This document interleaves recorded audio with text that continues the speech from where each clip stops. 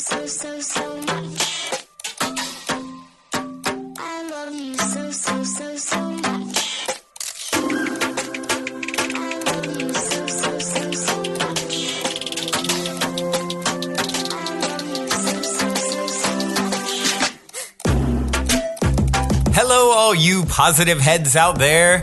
Thanks for tuning your beautiful brainwaves into another episode of the Positive Head Podcast, where we are firmly convinced that creating success and happiness is rooted in understanding the ultimate nature of reality, and the fact that as human beings, we are all immensely powerful fractals of the one and only source consciousness which creates and animates all things. After years of exploring this awe-inspiring truth on this podcast, I'm super excited to announce that we are now going even deeper down the rabbit hole on the new late-night style consciousness-elevating talk show called Optimistic, which features none other than you, the listeners.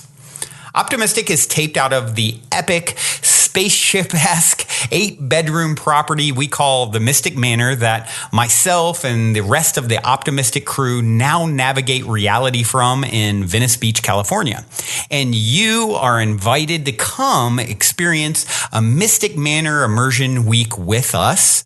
During your week-long stay, you'll enjoy unique workshops, chef-prepared meals, one-on-one time coaching and consulting with me, and even co-creating magic with me as a guest on both Optimistic and an episode of the Positive Head podcast. When I started this, my aim with these immersive retreats was to facilitate the ultimate spiritual upgrade and tune-up, so to speak, for our guests while providing them with one of the most memorable experiences of their lives. And I'm happy to say that as of this recording, every guest at the end of their trip so far has told me that they have had a profound and transformational experience at the Mystic Manor and that they definitely want to come back. All that being said, we only have a limited number of spots available between now and next July. And as of this recording, about half of those spots are already filled. So if there's any part of you that is screaming, yes, I want to come, I feel like I need to be there, go now and book a slot with me to discuss how we can put our heads together and make it happen at calendly.com/talkwithbrandon. I know for some people there is also that little voice in their head saying, why not? I can't get off work. I can't afford it, and on and on and on. But, really Henry Ford, I think, said it best. Whether you think you can or think you can't, you're right. And I'm confident that where there's a will, there's a way. And I'm personally committed to doing everything in my power, including discounts and payment plans, to get you here if it is something that truly feels like a huge yes for you energetically and like you're meant to be here. Once again, the link to book time to discuss with me is calendly.com/talkwithbrandon. That's spelled calendly.com/talkwithbrandon. All one word, of course. And book in some time and look forward to seeing you soon here at the Mystic Manor. All right, all you positive heads, on this week's Soul Share episode, I'm very excited to have Archer Love, aka the Ormus King, not to be mistaken with the Night King since it is Halloween and all, here with me on the show. Archer is the founder of Now Alchemy, which merges ancient alchemy with advanced technology. Archer, welcome to the show here at the Mystic Manor, my friend. Thank you for having me, Brandon. It feels great to be here. And I know you're very busy, and I really appreciate you taking time out of your day to sit with me and have this amazing conversation. It is time well spent. I know we've dropped in a little bit here and there at different events here at the Mystic Manor, and you're local to you've been swirling about the vortex that is here for quite some time. And it's an incredible palace. Yeah, it really is. So much magic. So much magic. And I'm so honored to be able to show up with my potions and my gold, and everybody loves it. It's very well received here. You're like a wizard, like flitting in, one of the many wizards with like this bag of tricks, And so I'm looking forward to diving in and just just learning more about the work that you do. And why don't we do this? First, I like to always start with a very predictable opening question my listeners know, and it is this. You're in an elevator. The woman next to you looks over, says, "What's your passion?" You have 10 floors to answer. What do you say? Expanding awareness. My passion is expanding awareness. I live to expand awareness in both myself and the world around me, as if there was a difference. Right? Perfect. Yeah.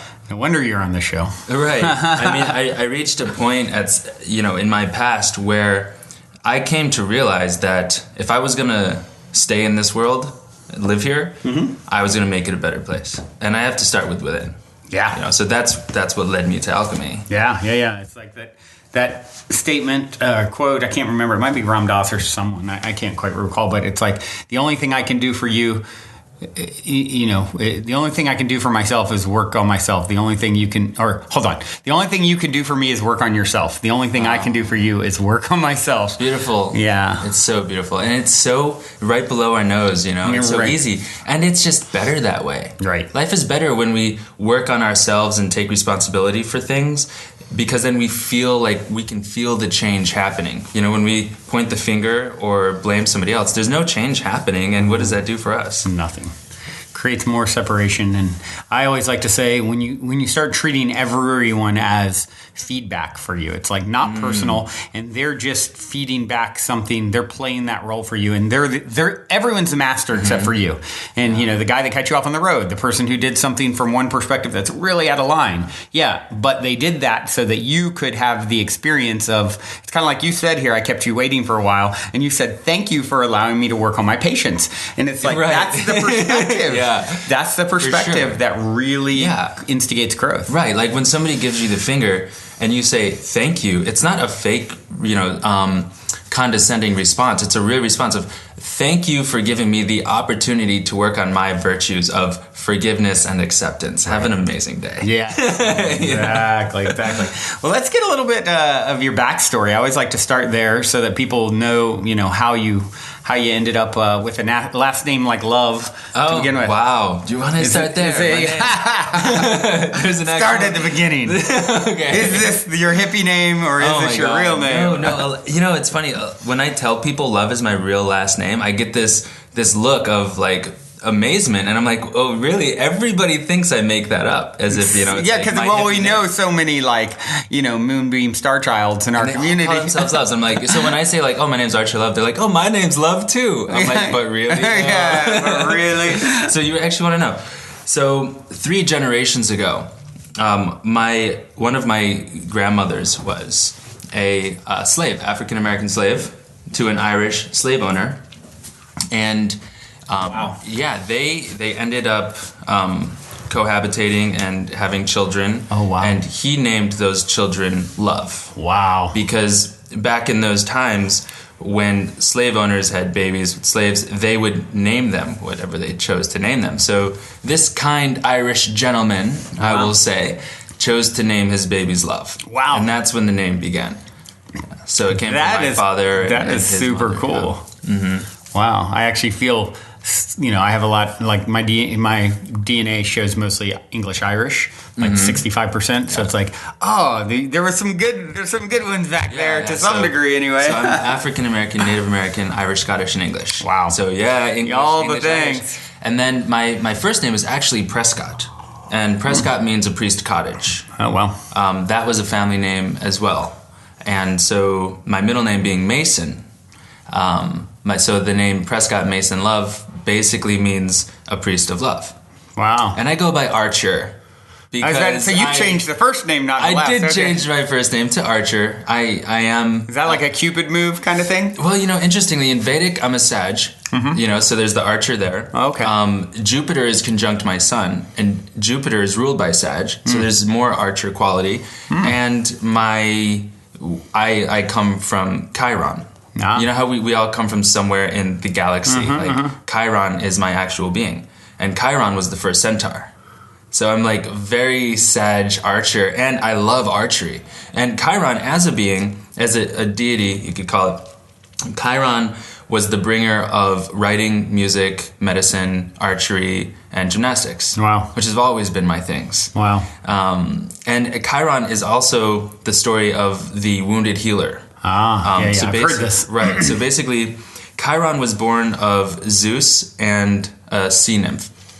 So Zeus apparently was married to Earth, and he disguised himself as a horse, made love with a sea nymph, and then the centaur was born. Chiron. These are things you do when you're an eternal When you're a immortal god. being, and you got a lot of time to kill. What do I do I'll with be a that horse and screw a sea monkey.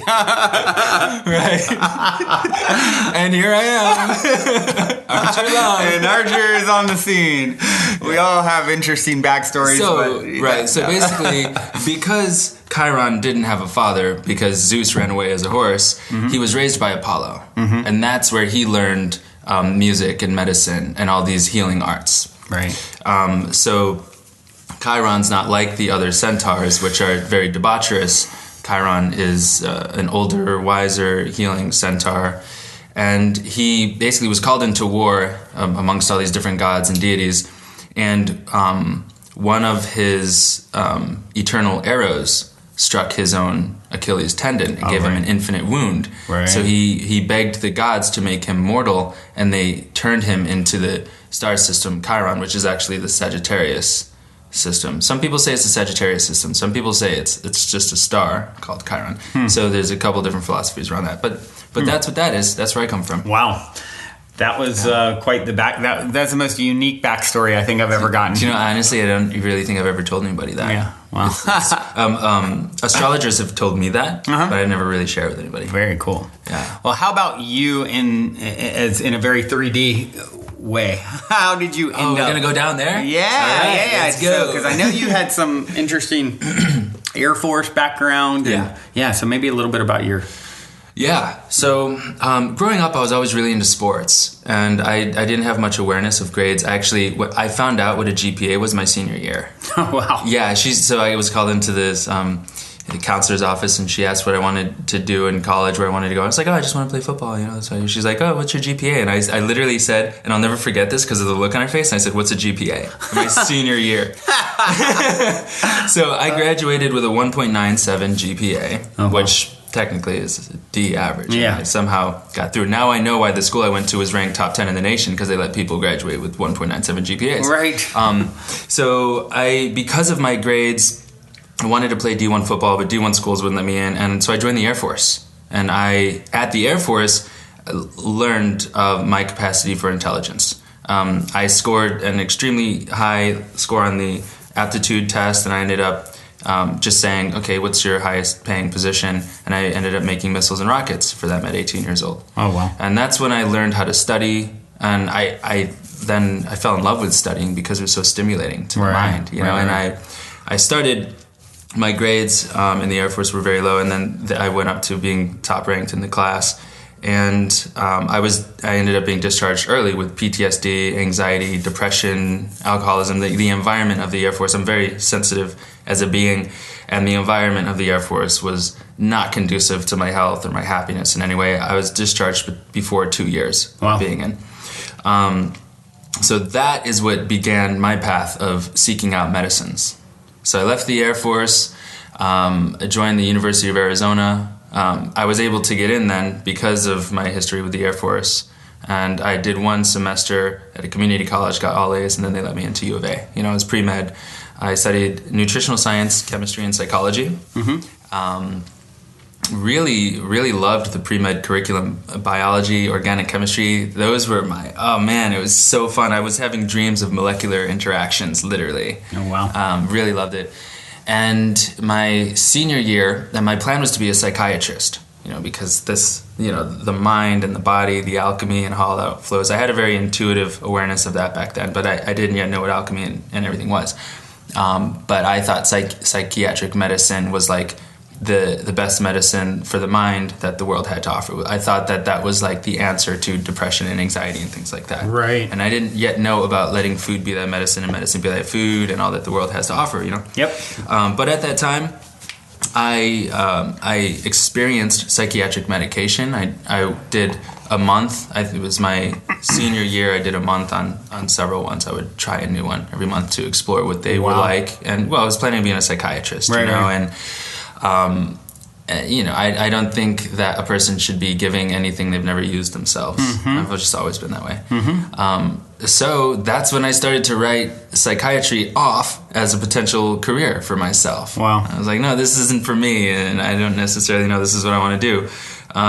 So I was a little bit at a loss in terms of what I wanted to do because, like I said, I didn't know about Chinese medicine, Ayurveda, alchemy. And I moved to LA because I have some family here. And LA is a mecca of consciousness and wellness. It's interesting because we have the Hollywood and that sort of corruption in the industry, media. Do you know that media is actually the name of the ancient goddess of illusion?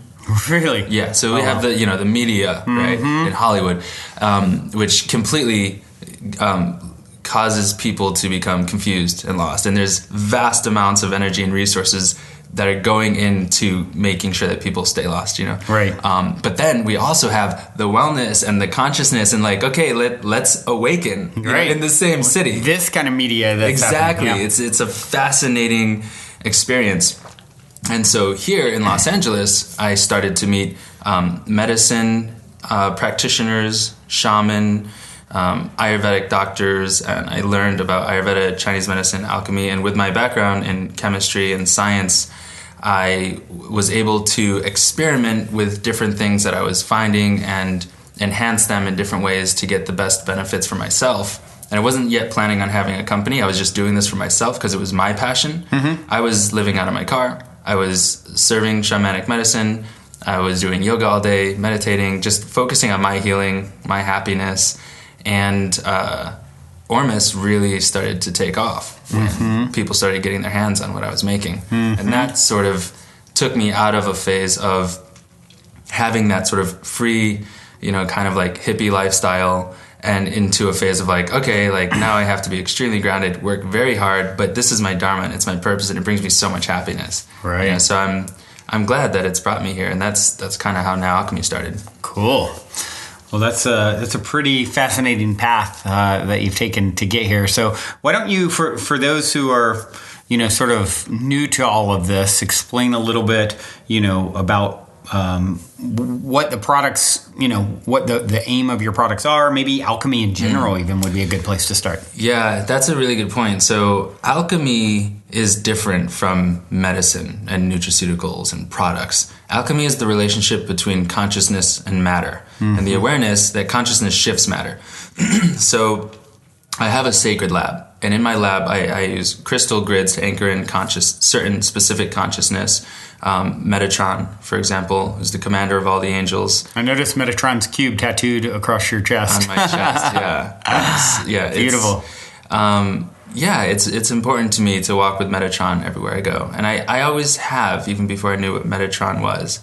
But, it's sort of it's like a breastplate. The ancient Chinese warriors used to have Metatron's cube on their breastplate. Yeah. Oh, wow. And then it was found in Egyptian temple tombs and things. And it's always been there. Yeah. It's a strong signature. Right. It's kind of like the consciousness of that being, Metatron, is held within the Metatron's cube. So wherever we see that is, that's where Metatron is. You know what I just got a flash of is, I remember a long time ago hearing Santana, who you don't look so different from. Maybe if he was young. Yeah. Wow. But if he's young, so I just thought of him as I'm sitting here looking at you, because so he was really big back in Woodstock days or whatever, and then kind of, older artist, and he supposedly, I remember seeing a story where he says, I think he had just made that one song with Rob, the Matchbox 20 guy. It was a huge song. I can hear it in my head. What's the name? Do you know what I'm talking about? Not that one. No, okay. So if you heard the song, you'd be like, oh my gosh, I've heard this song more times than I can. It was like a mega hit. And right before it, and it was him collabed with the guy, this lead singer from Matchbox 20, if I recall. And anyway, right before it came out, supposedly Santana said Metatron appeared. Wow. The Archangel Metatron appeared to him and said, you're about to be Oh, man. all over the airwaves. I just got the chills all over my body. Yeah. Metatron's an incredible being, and he has led me into some very interesting situations where I've been able to rescue people or save people, and it's like this voice that I hear, go here, do this, and it's always like, it's so powerful that it's just like, okay, I'm going. Yeah. I don't question that. It's not like, am I just making it up? It's pretty intense for you. Yeah, so Metatron actually wrote a book that was in the Bible and was removed from the Bible. His name was Enoch when he was a human. Okay, and he would communicate with the angels. Wow. And that's how his book was about communicating with the angels. And he had a special language that he used to do so called the language of Enoch. And my mom, she's such an interesting, awesome lady. She makes wizard wands and does art. She's a high priestess, like a non-practicing high priestess. And she once, for my birthday, 3 years ago, she painted my name in the language of Enoch. Whoa! And gave that to me. And, whoa! And I was just like, how did you? Cool, Mom. I didn't know, do you even know what? Yeah. Like, wow. Yeah, she's a cool lady. So basically, back to alchemy. So I have solfeggio frequency playing in the lab at all times. You know about the shout out DJ Solfeggio. We just had a retreat guest here at the Mystic Manor. Come and DJ Solfeggio was one of them who came and released his album when he was here, which everything is to that. His name is DJ Solfeggio. Yeah. Put solfeggio frequency. Yeah. That's beautiful. Shout out. Amazing. Yeah, I'm doing something similar with my music. I'm using crystal bowls and solfeggio frequency in the background of all my music. And how could you make music without doing that? Right? That's what he said. When we have such a powerful healing tool at our grasp, how can we not use it? Yeah, right. Like a song's not complete without some solfeggio frequency. Right. Yeah, so alchemy is also an ancient Egyptian art. So the word alchemy actually it's the art of chemistry, basically. And it's a way of seeing everything in its trinity. So the soul, the consciousness, the spirit, which is the mind, the ego. The ego is the personality. Everybody judges ego. I don't judge ego. I don't either. It's like you came here to have an ego. It's like, guys, stop judging. Yeah. Right. Fully. Like you're judging yourself. Right. But anyway, and then the vessel, the body. So an alchemist sees all things, like even this table, as soul, spirit, and vessel. And so we find ways to extract, separate, isolate, and enhance medicines with that philosophy of the characteristic of its soul, what it brings us in terms of our consciousness, like the consciousness of gold, and how that intelligence works with our body, And then the vessel, we typically want to remove the vessel to make something bioavailable, So alchemy is a whole foods-based, I can't say medicine, but nutraceutical company, So everything in my bottles are completely natural, organic, whole food derived, and they work together synergistically to enhance everything's benefits. Cool. That doesn't suck.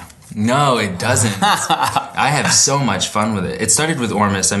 Ormus was the only thing I made for about 3 years. Oh, wow. Yep. And then I was introduced to something you probably have never heard of called CBD. No, right, that sounds... Nobody knows what it is yet. No one's heard Nobody knows what that is. So then I was introduced to CBD, and I learned about the endocannabinoid system, which I always have a funny time pronouncing that. Yeah, it's a funny word. Yeah, it's a funny word. And so then I started kind of mixing that with the Ormus, and I was nano-enhancing it. I'm actually one of the only people in the world that's nano-enhancing CBD organically. Wow. So mixing that with the Ormus, and I had a product called Utopia. Wait, I don't like to say product. I like to say potion because there's life. Yes. I had a potion called Utopia that was the Ormus Gold with the organically nano-enhanced CBD, and it's so healing to the nervous system. Wow. And then as the years went on, and I started to study more and learn more, I added other things to it. So now I have liposomal camu, kava, ashwagandha, curcumin, and piperine with the nano CBD Ormus, and it's called Nirvana now. Wow. It's one level up from Utopia. Yeah. Now we're in Nirvana. We're floating above Utopia. Next I'm just going to call it heaven. Yeah. And then after that I'm just going to call it source. Yes. We made it home, guys. We're back. One dropper away from home. I love it. Why don't you, if you would, give us a little insight into, what Ormus is, maybe, you know, what that nano enhancement process is as well, so that people can kind of, you know, understand more about, you know, what's special about what you're doing. Yeah, absolutely. So Ormus elements are very special elements. You could consider them fourth dimensional elements, the gateway between the third dimension and the fifth. So fifth dimension is our shamanic awarenesses, clairvoyance, telepathy, psychic awarenesses, instant manifesting. And the third dimension is where time stops so that we can really fully experience and observe and feel everything happening, which is the third D is great. I'm not trying to escape or anything, right? You know, but I do want to anchor in some 5D consciousness into this experience so that it's not miserable. You know what I mean? Because when we're spiritual beings that move at the speed of thought, but we're stuck in a third dimension realm, things can get hard. Like you were talking about patience. You know, I was like, man, patience is a virtue. But anyway, not to get too off track. So basically, Ormus is a super conductive element that allows us to have more of an access to the fifth dimension. Studies have shown that Ormus can actually balance the left and the right hemispheres of the brain, which is the masculine and the feminine. That harmony really brings out our like divine state of being. So like for a man, like stepping into divine masculinity is actually awakening the feminine within us, that balance. It's not like, oh, I want to be a divine masculine, so I'm going to work on being more and more and more of a man. It's actually the opposite. Like to be a divine masculine is like working on being more and more and more in our feminine. And that's what brings in the balance. And the same for the women. Right. You know, to be divine feminine is not to just be extreme feminine, as feminine as you can be. It's actually to work on harnessing a little bit more of your masculine qualities as well. Not to go too far into one end of the spectrum, you know? Right. But Ormus helps with that. It also helps with cellular communication. So it's great for the nervous system because when our cellular communication is a little bit lacking, everything around us seems to be happening too fast. Because of the, you know, it's almost like the theory of relativity. Like if we're slow, everything around us is faster. If we're faster, everything around us seems slower. So by taking in superconductive substances, increasing our cellular communication calms our anxiety because now we're working and processing faster. So we experience less anxiety because we can process things around us with more ease. You know, you need to start taking it every day. Oh man, I take it every day, multiple times a day. I've been using it for years. And the benefits for me continue to increase, you know, and I need it as much or more than anyone. That's why I'm the Ormus King. Right. I need so much Ormus. It's what I say on the show is like, we teach best what we most need to learn. Exactly, you know? Yeah. You know, one thing I learned earlier in my career as an Ormus carrier and as a founder of someone, you know, as a founder of a company like Now Alchemy, is like to make it very clear that I'm not an enlightened being. You know, I'm not like the remanifestation of some, you know, Jesus or something like that. But like I need the things that I make more than anybody, and that's why I make them. Yeah. You know, because like I struggle with depression, I struggle with anxiety. It's the only reason I study all this stuff. I wouldn't have an interest in it if I didn't. And that's you know, the Chiron, the wounded healer, that's the benefit of having been through tough things. You know, people complain about tough things they went through. It's like, okay, well, when you're done complaining, let me know what the blessing is in that, and then we can move on with our life. Yeah. Right, you know what I mean? Exactly. Exactly. So with Ormus, what is it made up of? Like, you can get Ormus from nearly anything because it's pretty much in everything. So you can extract Ormus elements from grape juice, for example, and you would then have a different spectrum of elements. You can extract it from different sea sources, and then again you'd have different, like you can get gold and silver from the Dead Sea. You can get other classes of minerals from like the Himalayan Sea. So I combine Dead Sea, Himalayan Sea, and Cypress Sea, as well as, so I have two Ormus formulas. One is like a general Ormus, which is just the sea extracts, and the other is the sea extracts with palladium, platinum, rhodium, ruthenium, silver, gold, and copper that then I'm infusing with it from those actual metals, transformed into their nano state and Ormus state, depending on the metal. So you can get it from river waters. It's in the organs, blood, and glands of animals. You know, so basically, this is why, like, if somebody's extremely sick, eating, you know, like raw organs and things can be extremely healing for them. See, the organs have stem cells, Ormus elements. This is what makes them self-regenerating. Do you know what I mean? Which is why even the animals in nature are intelligent enough that when they kill an animal, they just go straight for the organs. They don't eat the carcass. Oh, wow. Do you know that, right? I did not know that. Humans then like are grilling the carcass. Right. It's just like, that's going to bring you right down to 3D. Like, close the bridge to the 5D completely. Wow. Interesting. No more access to 5D. Wow. You know, for the time being. Wow. Interesting. Yeah, so I've been vegan for a while. It feels really nice. You get a lot of Ormus elements in a vegan diet, or live it. Mm-hmm. Rather call it vegan eating a live it than a diet. You know? Yeah. Wizard joke. Wizard joke. Wow. So how many, how long have you been at this with Now Alchemy? How many products are you... how many potions are you wizarding up? I now have 13 potions. Okay. A few of them aren't available on my website. I've made a lot of changes to the CBD potions. Those are actually going to be going back up tomorrow, I believe. So right now on the website, there's 6 potions. I have a bee magic, which is all the magic that comes from the bees. I have a mushroom magic, which has 12 certified organic Chinese mushrooms. I have the Ormus, and I have the Nirvana and the Elysium. Elysium has Shilajit, Ormus Gold, and nano-enhanced CBD. You know about Shilajit, right? Which product is it? I mean, which potion is this? What's the name of it again? Elysium. Elysium. You told me about this, I think, before. This is the monkey. What they were observing the monkeys. This is the monkey juice. Monkey juice. Yeah, tell them about that. It's pretty fascinating. Yeah, so it's my premium potion, and Shilajit is very powerful. It's a panacea. You know, they consider it a cure-all. And in Siberia, basically the way that they discovered Shilajit was way back with the monks training in the Himalayan mountains. They observed a group of monkeys that they considered to be immortal. They would live much longer than the other monkeys. And they followed them around for a while, found out that they were eating from this specific resin that would ooze out of the Himalayan mountains during the summer months. So then they started to eat the resin, and they called it the destroyer of weakness and conqueror of mountains, which translates to Shilajit. Wow. Shilajit. Shilajit the It Queen. is some good stuff. Man, it gives me so much energy. And the Elysium is great for getting off coffee or fatigue, headaches, pain, anything like that. If you're going through anything that feels draining or imbalancing, take 3 droppers of the Elysium and you are good. Really? Yeah, it's got Ormus Gold, which has over 100 minerals, as well as all those platinum group elements that I mentioned. Wow. The minerals do amazing things for the mind and body.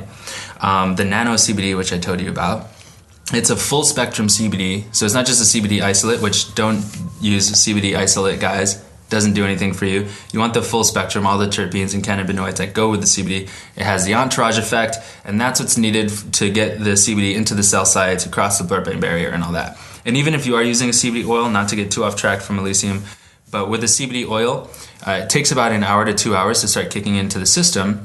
But with my nano-enhanced CBD, it kicks in within seconds or minutes. Oh. And it's 10 times as absorptive because you get 100% of the benefits from the CBD, whereas with the oil, about 80 to 90% of the benefits are actually wasted during the digestion process. That's the whole point of nano-enhancing. But what the companies do out there to nano-enhance is they use all kinds of chemicals. I'm doing it in an organic way. It took me about 2 years to figure it out. Wow. And, now a lot of other people are going to start doing that. But it tastes delicious. It's completely natural. It works amazing. I am absolutely in love with it. Cool. It changes my life. Yeah. These things, I love these things, man. They change my life. So the Elysium basically, will help with the anxiety, the pain, inflammation, fatigue, sleep issues, helps having more colorful lucid dreams, manifesting faster, and I would love to talk about some of the experiences that I've had and other people have had with manifesting. Life becomes very magical on the Ormus. Yeah. Interesting. Yeah, I am always up for some magical stories for sure. If you feel like going into that now, or we can wait a little bit either way. I will. I'll go into that now. And I just want to cap off the Shilajit conversation by giving a couple of the benefits for Shilajit specifically that's in the Elysium. So the way that the monks were using it was as a detox because it helps to pull heavy metals and toxins out of the body, and also as an energy and libido booster. So Shilajit's like a very sort of masculine substance, helps with focus, strength, energy, libido, drive, all that stuff. I think you gave me someone the first time we met. Did you have some? There's not any. We didn't have any of that downstairs today. Not today. Yeah, right. Yeah, that's the black label, the black and gold one. Right. Elysium. Yeah, the Elysian fields are where the gods used to go to compete when they passed from this realm. Wow. Yeah, because gods compete too, apparently. Yeah. Well, you got to do something to pass eternity. Yeah, exactly. All that power. Yeah. Ormus was irrefutably effective when I first started using it, but not until I started making it myself did I really feel it on a physical level. And that's why I started giving it to people. It's like, hey, I was just giving it to people for free. I had a bottle that had Ormus and my phone number on it. I was just giving it to friends. And then people would start calling me and wanting to buy it from me. Right. And it was really fun because I was living in West Hollywood at the time. I used to go to Air One every day out there. And I would have all my meetings there. I actually got blacklisted from Air One for selling Ormus on their property. Yeah. And now they carry it on their shelves, cool. for the last 2 years. And it does great, So that was just a really, really magical, fun experience, just overcoming that sort of... Like, I had two choices. Like, I could be like, oh, take it personal, like they kicked me out, or I could be like, okay, like what changes can I make to be better in this situation and better for this environment? Yep. Right. And that's how that was a benefit, because then those changes trickled out into so many other ways for the company as well. Yeah. Right. So one of the first things I started to notice was very, very colorful lucid dreams. Like I had this dream where I woke up and I walked outside to do my daily workout, and I saw this giant butterfly on the tree. This is in the dream state. Yeah. Okay. And the butterfly was flapping its... I thought I was real because it was very lucid and colorful. So I woke. I just went outside and I didn't know I was dreaming until I saw the butterfly. And so it was huge. It was bigger than me on this tree, flapping its wings, and I could feel and hear the wind and its fluorescent colors. Wow. And so then that actually woke me up. And I got up and I went to the kitchen to make my coffee, and I was thinking about how amazing that dream was. And then I saw a jaguar sitting in the kitchen. I was like, oh, okay, I'm still sleeping. And like that sort of stuff wasn't happening until I started taking Ormus. So it was very obvious. And what it does is decalcifies the pineal gland. And so the pineal gland is our source for DMT, melatonin, and much of our serotonin. And you know about those substances. Yes. But for the people who don't, DMT is known as the spirit molecule. Yep. Connects us to, you would consider, higher dimensional state of beings, or higher dimensional realms. And so a dimension is like a layer of density, right? So connecting with higher dimensional realms is literally the definition of the ascension process. Right. So when you decalcify your pineal gland, start to release more DMT, you really raise your vibration and go through an ascension process. Right. And the higher realms, the higher you go in that way, I don't mean like taking a drug and getting high, but the higher your vibration goes, the more beautiful everything becomes, both internally and externally. Right. So DMT is great for that, and that's what people are using it for. Like there's bufo, that comes from this frog. 5-MeO. Yeah, it's one of the most healing medicines for that reason. Yeah. Everything that we were holding on to, that we were thinking was negative in some way, we see in a beautiful, empowered way. Yeah. And it's very ascension catalyzing. And then another couple, some of the other things that were happening to me during that time was insane, amazing synchronicities. Like I was driving down the street one day, sort of feeling not free, and I was a young man in America, which is supposed to be like the freest country in the world, right? And I was just thinking, how do I not feel free? Weird thought, right? Yeah, that thought. I don't feel super free. I mean, it's easy to fall into when you realize like. To really move around, you have to have money, and in order to have money, that's called taxes. Yeah, and then to to move around, you need this resource, at least in a very comfortable way. You need this resource. Well, in order to get this resource based off of our monetary-based economy, you need to, sacrifice your freedom in some ways. Unless you've found a way to really do what you love, that is in your highest and greatest, But so many people are doing something that they just dread doing every day. And that's when it feels like, I am not free. The only thing in this world that's free is oxygen. Right. And if they keep burning trees, that's not going to be free either. Right. It's going to be like water. Yeah. Right. You're going to have to pay for oxygen tanks or something. We pay for water bottles. That to me seems... We pay for ether space. And the world is made... 99.9% of every atom is space. And we're paying for ether.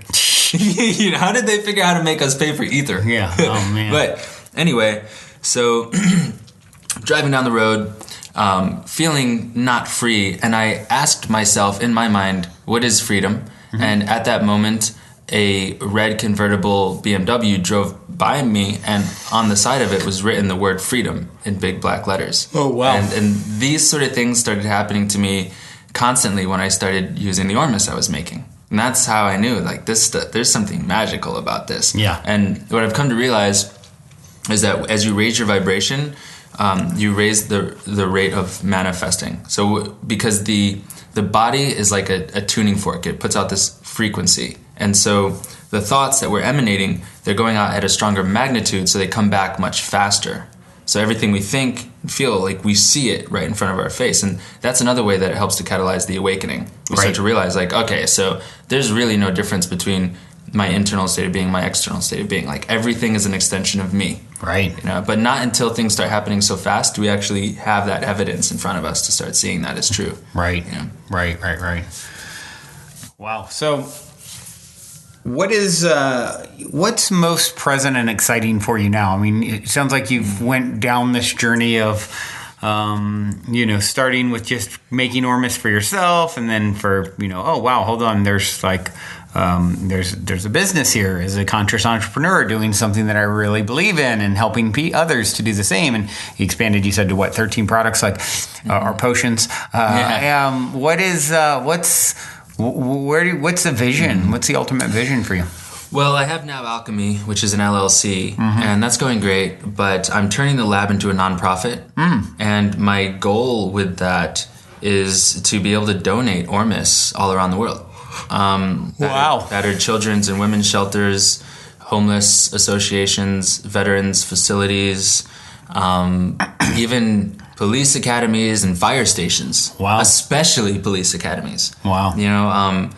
People who are in positions of any sort of control and power, I really want to put the Ormus in their hands so it can trickle down through society. Wow. Because it's a high vibration, it's an awakening substance, and I want to experience a more awakened world. I can't ascend or awaken without everything around me. So as we serve others, we serve ourselves. Nobody leaves this place alone. That's right.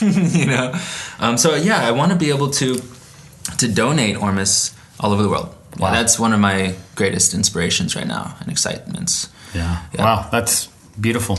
Yeah, it's been really good. It's been a good journey. Yeah. The Ormus is, even to this day, every time I take it, I'm amazed at how it feels and how it tastes and what it does. I had some Ormus one time before, where I'd actually purchased some. I'm sure you know Jeffrey. Of course. Yeah. I'm forgetting his last name, but I just knew if I just said his name, you would know. Oh, yeah. Of course. So I think I got it from him. Yep. Yeah, he's a nice guy. I love Jeffrey. Yeah, he's amazing. Hey, Jeffrey, how you doing? Hey, Jeffrey. I don't know if you hear this. Sending love. I'll send him a message, be like, you have to listen to him. Yeah, exactly. So shout out. Yeah. Well, is there anything in particular that you'd like to share right now? I mean, if there's anything a question I wouldn't think to bring up, or a topic or a subject, or, what's something that's sort of, bubbling up. Well, you mentioned, conscious entrepreneurship, and that really rang a note with me, because I feel that in today's day and age, we are all designed to be entrepreneurs. And it's such a relief, because we always have been. Yeah. But that ability wasn't necessarily so obvious in the past. And we are born with God-given gifts, and that's what makes us an entrepreneur. We don't need to work for somebody else to share our gifts with the world or with anybody or our culture in any way.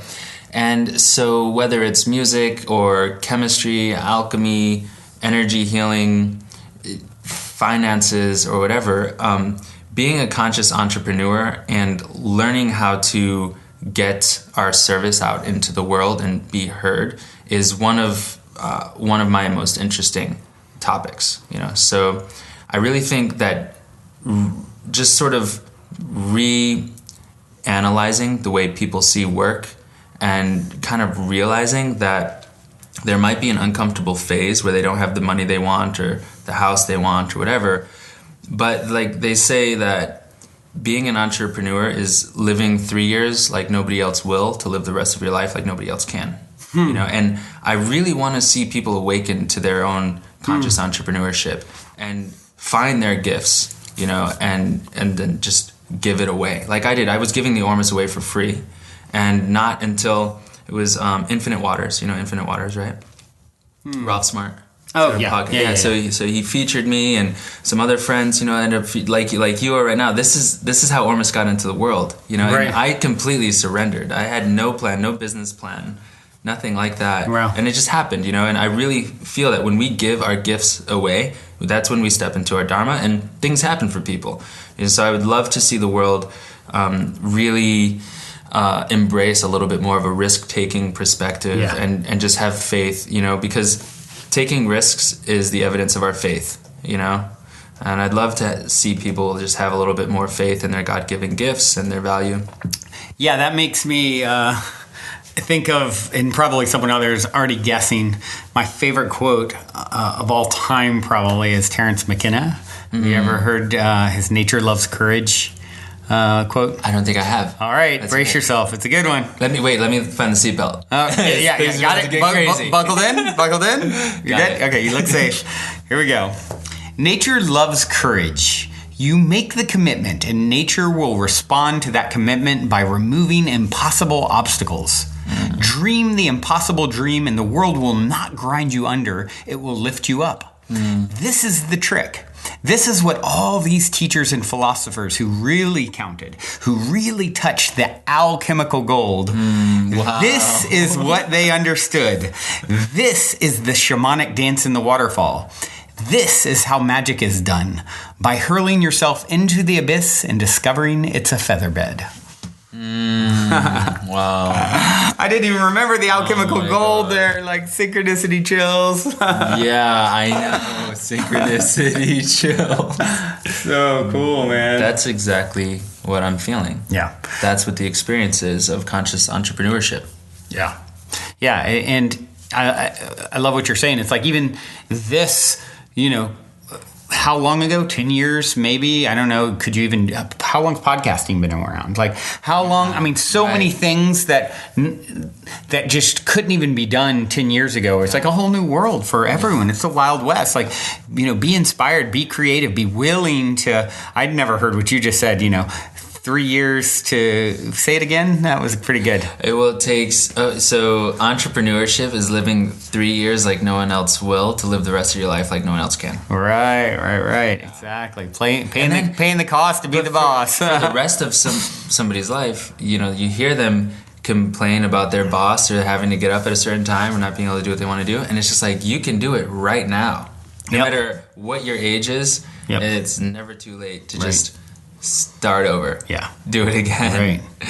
Every moment's another chance to turn it all around. When I started making Ormus and telling, my family and people that I was going to share this with the world, what I was actually saying was that I was going to surface Ormus. And everybody told me not to. Literally. Everybody who said, oh, the world's not ready for it, or, oh, that you'll never make it in life doing that. It's too niche. Nobody knows about it. There's no market for it. And I was like, I'm going to make a market for it. That's why I was born. That's why I'm here. I got this calling. When I discovered Ormus and started making and using it, I could not sleep. I was so inspired. It was like there was a spirit just like pulling my hair, like study, learn, practice, Wow. And I never felt that way about anything in my life. I couldn't sleep unless I had worked myself to exhaustion in terms of like just studying Ormus, figuring out what it was, and I was living in my friend's living room at the time. We had turned her living room into a bedroom for me. And I turned her whole apartment into a lab. Wow. There were tubes going from her kitchen to her bathroom and everything. And that was just for me. Wow. I completely became obsessed with it. And that's what I want people to find. I want everybody to find that thing that they're completely obsessed with. And when everybody tells them that they're crazy, that's when you know you're doing something right. Right. You know? Yeah, I like that. Yeah, and just to have those blinders. You know, like a racehorse. You know how the racehorses have blinders on their eyes so that they can't see the other horses next to them? Yep. And that's what it's like as a spiritual entrepreneur. Because there's all these other pseudo-spiritual entrepreneurs or people who are going to act like they're your friend and just bite off what you're doing or try to take advantage of you. And we can't look at them. We just have to keep moving forward. Yeah, right. We can't be distracted by any of that stuff. Right. Because anything we engage with, we put ourselves on that dimensional plane. Right. You know, we can't do that. Yep. It's the old thing, you know, have you ever heard what they tell race car drivers when they're training them what to do if they start spinning out? No. In regards to the wall, you know, if you're spinning towards the wall, the number one thing that you should not do, look at the wall. Look at the wall. Wow. Yeah. So, love that. Yeah, it really says it all, right? It says it wall. It says it wall. Oh, we got a lot of good ones in this. We're here all night, folks. No, this is why I'm single. People hate my dad jokes. I can't do it. We're both single. And I tell a lot of dad jokes. It's all making sense. I call them wizard jokes. Well, yeah, wizard jokes is good. Yeah, I like sorcerer.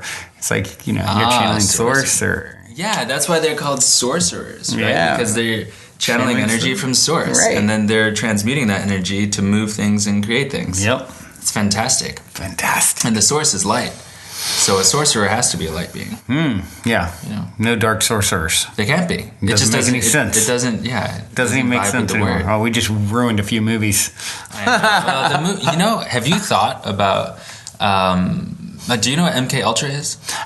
Yes. Have you thought about the movies? Have you ever seen a movie that didn't have some sort of drama or war or anger or... That's all the movies in Hollywood. They're all some type of war, darkness happening. Right. Why do people need to see that? Right. Like, whatever... Video games, same thing. It's like, of course, it's got to be a fighting game. Right. Why? No, this is trauma. We don't need to be programming ourselves to see a fight everywhere. Right. That's how they keep people in fight or flight, you know, a complex or state of being. And we need to just step into our power, which is the realization that we don't need to do anything. Yeah. Everything's fine. There's nothing to fight. There's no war. Calm down, right? And I understand that there are things happening in the world that are very real, but it starts within. Yeah. You know, so at some point we're gonna have to look away and be like, look, I'm not doing this war thing anymore. Yep. You know. Yep. Focusing on changing yourself, and when and have faith that God or the universe, whatever we want to call it, the U-inverse. With a joke. Actually, there's a whole thing on my site, the U-inverse. So, right. So yeah, just have faith that maybe we don't know how by looking away from this trauma and war and all the fight that everybody's so programmed to be part of. We have to have faith that if we look away, God will take care of it. Yeah. Somehow. Right. Who knows? Maybe they'll all just drop down and will ascend. Well, I mean, that's written in Revelation. When you start thinking about it, like the way I view it is we're all in our own private movie, and everything is a prop in our movie. So, you know, God is so vast. It's like it's viewing one particular reality through the avatar Archer in this case, and then I'm a prop in your movie. The part of your consciousness that looks and sounds like this is showing up in this form, and everything out there is nothing but a prop, and you are the only one in the room at all times, right? And so if you start thinking about the only thing I can do is change myself, because really all you really know is yourself, right? You can't really know what was going on inside of this prop or the person down the street or anywhere else. So it's like if it's truly structured in that way where I'm like in my own private movie, then okay, the only thing I can really do is to change myself. And then, miraculously, perhaps I'll step into dimensions or versions of reality or timelines, if you will, where, look, the war started to fade away. They made peace. They made, and you didn't do anything, moving anything around physically. All you changed was your belief system. Yeah, and went within and changed and raised your own vibration, and all of a sudden the reflections start changing. And that reality of that war and everything still exists, but not in the dimension you're living in. Right, exactly. You stepped into a new timeline. Exactly. And there's still a you there. Yeah, right. But it's a different timeline. That's exactly what I think. Yeah, the multiverse. Yeah. I'm with it. Yeah. I feel that. Me too, man. Yeah, I feel it. I've had dreams where there was one time I had a dream I was at a pool party and I took my friend's hand and we went flying. Whoa. Yeah, and then... That's not your average pool party. I know. And then I came back down to the pool. Hold on. Yeah, no, let's... hold on. Then, you guys, you can't just say, I took my friend's hand and we went flying. Were you, like, meditating? No. Here's what happened. Okay. So, basically, I just thought that I was hanging out at a pool party, but then I went to do a flip into the pool, and I started levitating on the water, and then I was like, I'm dreaming. Cool. Oh, okay. And so then I saw my friend. I was like, hey, take my hand. And he grabbed her hand. We went flying over the trees and everything. Cool. And then I woke up the next day, and my friend sent me a message saying that she had a dream about me last night, and that I took her hand and went flying. Wow. I was like, okay, so we did. Actually happened, you know? Yeah. So when I saw the butterfly in the tree, that was a timeline. Yeah. It wasn't a dream. Wow. And so what I'm saying about the pineal gland and the DMT and the Ormus is that there's something magical about this. Yeah. We live in timelines, you know, and we can't think that this 3D reality or this version of life is all there is. Again, 99.9% of every atom is space. Yeah. Right? And then there's even more space between the atoms, an exponentially greater amount of space. And 90% of our body doesn't even belong to us. It's all this foreign microbacteria stuff. Only 10% of our body is our mitochondria that contains our DNA. Right. So it's like, I'm not even Archer. Right. I am just the awareness moving through this body that's the same awareness moving through yours, experiencing different vibrations as it goes. Yeah. So we really just need to just let go of what we think is possible and realize anything's possible. It's just, like you said, a matter of timelines. Yeah. Well, I think about it like, let's say you and I are sitting here and we're both in this timeline together having this experience. And I were to say, it's all doom and gloom. It's all going to be awful from here. World War III is coming. You're casting spells. And then you sitting there right now are saying, we're going into this ascended state. It's going to be so magical. Butterflies with wings are going to be bigger than ever. We're going to be flying on their backs. We're almost, the way I see it is like ships passing in the night. So 10 years from now, this version of me sitting here that was it's all doom and gloom is in a timeline with some other Archer. Meanwhile, you've ascended up to some other timeline that's much more heaven on earth where there's some other version of Brandon. And that's a really fascinating way to consider it. They call the assembly of letters into words spelling because everything we say is a spell. It's not even just abracadabra. It's a magic spell. Abracadabra. Have you ever heard the? As I speak, so I create as I speak. Yeah. Mickey Mouse. Mickey Mouse. My guy. M&M's all day. Wizard, man. I love it. Yeah. Wow, this has been super cool, Archer. You're amazing, man. I'm so glad that you're like my neighbor. Same. And so I know I'm going to be seeing you lots here at the Mystic Manor as this place just continues to get more and more like. It just is such a vortex. It's just attracting more and more wizards and magicians and witches and, sorcerers and any other thing you can conjure up. Anything, it really is so many. It's like a portal. Yeah. I think, when do we meet at Durek's vortex book release party? Shaman Durek's book signing. Yeah. Shout out to Shaman Durek. He's a good friend of yours, right? Very good friend. Yeah. And he just wrote a new book called Spirit Hacking. Yeah, it's great. Definitely check that out if you're into spirit hacking. And if you don't know what spirit hacking is, you have to ask Shaman Durek. Yeah, exactly. He was actually, he's been on the show a few times, and before we released, he came on maybe a month or so ago. He is one of the most inspiring, beautiful, amazing people I've ever met. Were you here? Were you here when he's giving his talk, and the woman just like all of a sudden just full on passed out. Yeah. And then I was at his book signing after that, and somebody fainted as well. Really? After his talk. Really? Because all I could think about in that moment, he's such a powerful energy, and here's this book being released that represents him, and it's like, okay, what's the ripple of impact of that? Here he is at the Mystic Manor, which is this turned into such a vortex of magic, and I just thought the timing of it was really interesting because our friends were like, she didn't have any. I mean, there wasn't even alcohol at the party. Like, people were like, high on life, and she just like went over, and you said fainting is timeline hopping. So the vibration of the very high vibration of his message can, cause somebody. Anything that we take, which is what part of what alchemy is, that raises our vibration, causes us to ascend to a new timeline. So like when we put gold into our body, it's a superconductive substance, raise our vibration, and now we're waking up in a new timeline. Yeah. You know what I mean? What happened to the other one? Yeah, Right. And so anything you hear, anything you listen to is also a medicine. You're taking it in. You're taking the words in and the vibration of the songs or the speech or whatever, just like you're taking in the Ormus. Right. Yeah. It's same with seeing. Anything we see. That's why around my place, sacred geometry everywhere, animal posters everywhere, words of affirmation everywhere. If you walked into my place, you'd be like, you're either a wizard or you're absolutely insane. And maybe both. I am insane because insane means to be insanity. Yes. I am so cool with being insane. Yeah. Because being insane doesn't make me crazy. Yeah. But knowing that I'm crazy makes me insane. So I'm cool with it. Let me think about that one for a minute. You just blew my mind. That was the idea. Our work here is done. So, what is the best way for people to connect? I know I sort of buttered you up for a little special something for any of the listeners that want to, get in on any of your potions. So, my Instagram is Archer Love. Also, Now Alchemy is the business. And then the website is nowalchemy.com. So NOWALCHEMY.com. And if people enter Positive Head at checkout, they'll get 11% off their order. Awesome. Yes. Awesome. 11, magical number for synchronicity. And my life path number.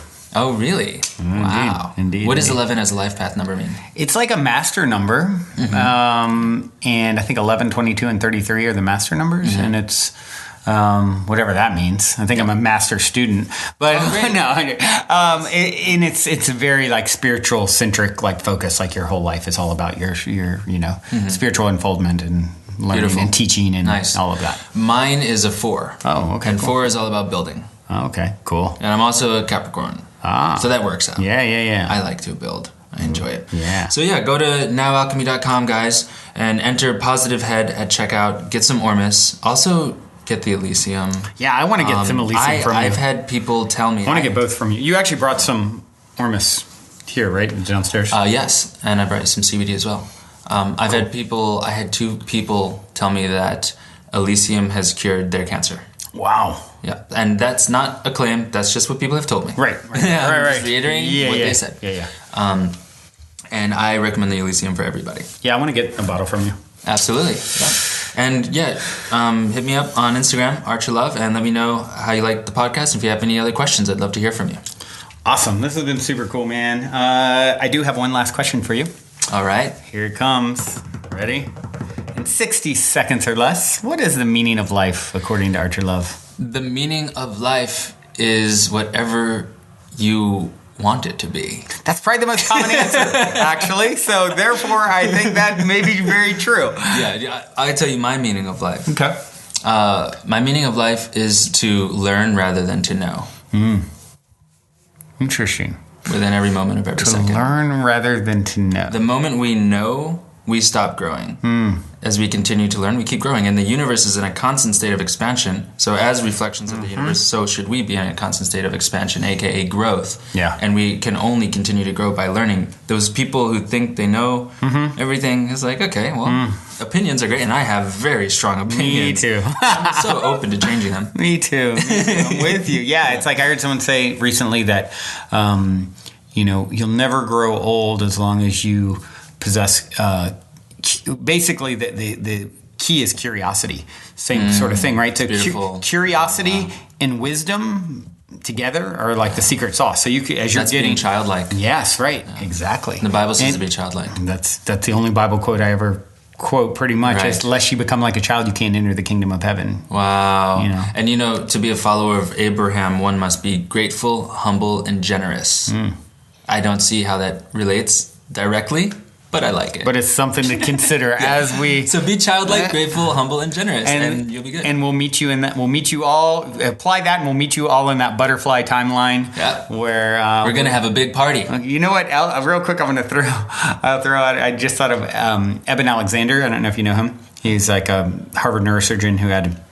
Got meningitis and it destroyed his brain. He went into a coma. They said, pull the plug. His brain's fried. And he miraculously came back after 7 days. And all he remembered was his time on the other side. And he became major bestseller book. Oprah interviewed him, etc. Because he was a Harvard brain specialist who wasn't into anything woo-woo and then had this sort of experience. But one of his stories, I remember when I interviewed him, and it's in his book, I think it's called Proof of Heaven, if I recall, is he had an experience flying. He said basically it's all the dimensions are you navigate them through sound. He said when he was there, and he spent time in like a very like lower dense place. Then as he elevated up, he was on like a back of a giant butterfly, and he said there were millions in the sky, and he was riding over like these incredible like civilizations on these huge butterflies. So that's what made me think of your butterfly was there. It's like your car parked waiting for you, right? Wow, that's incredible. Thank you for sharing that. Yeah. I'm gonna learn more about that. Yeah. Go back. If you go to positivehead.com, guys, you can search the archives, and if you put in Eben Alexander or get his book or whatever,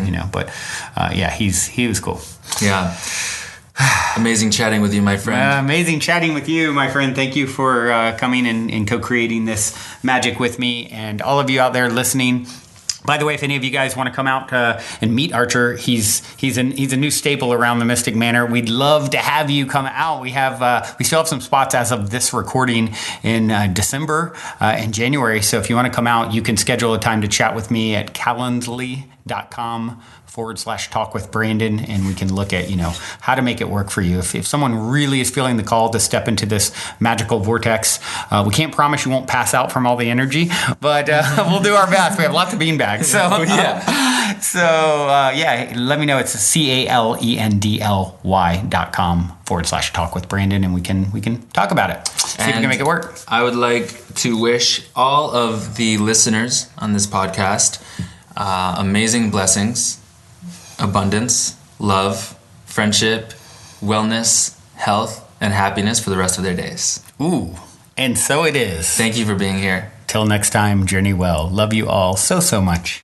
And if you're feeling the call to come for a week retreat style Mystic Manor immersion, remember to go now and book your time to speak with me directly about stepping into the optimistic vortex at calendly.com/talk with Brandon while there are still spots left. Otherwise, I look forward to co-creating magic with you at the Mystic Manor.